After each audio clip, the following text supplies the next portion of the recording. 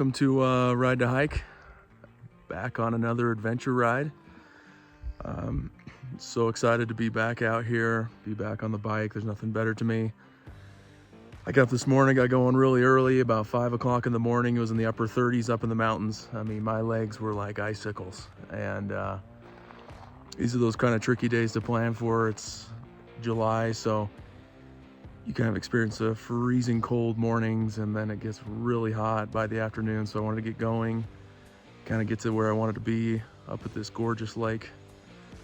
I've just been hiking around, exploring some trails down in here. I've just been walking and hiking, and so great to be back on the bike, and excited to explore this area and check some things out. Nothing better than kind of putting in the work and planning it out and actually getting here. So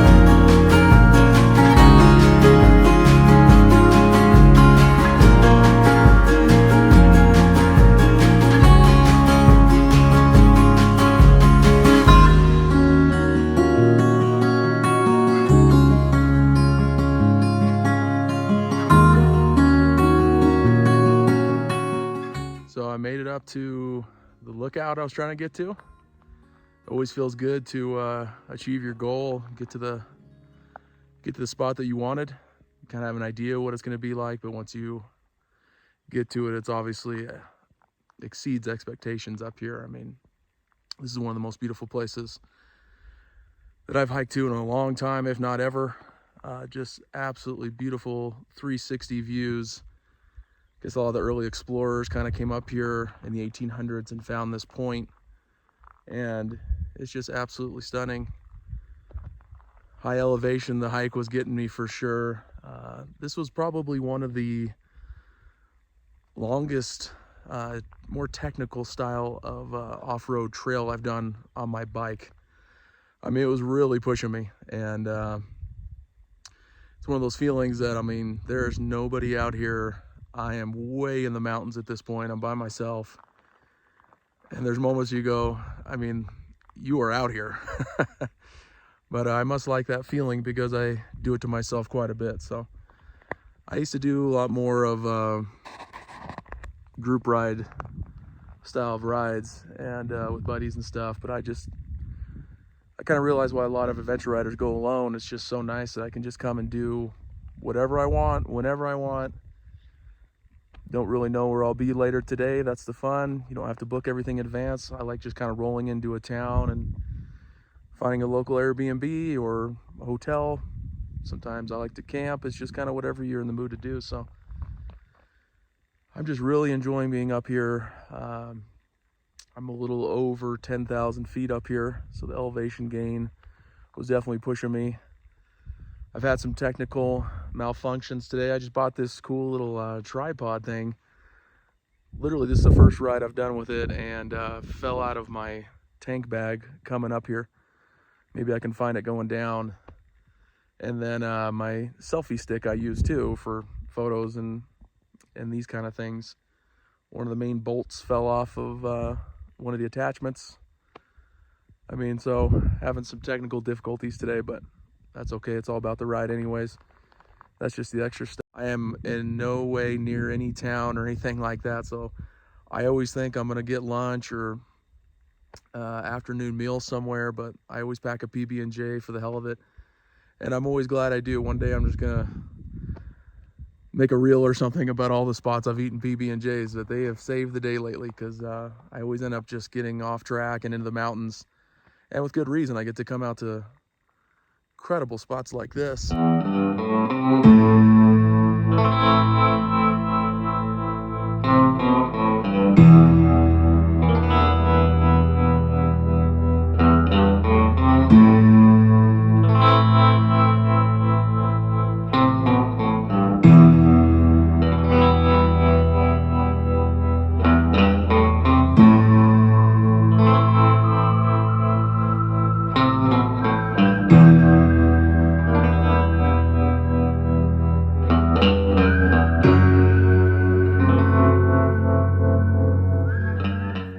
So getting back on the bike after that hike, it was an absolute blast.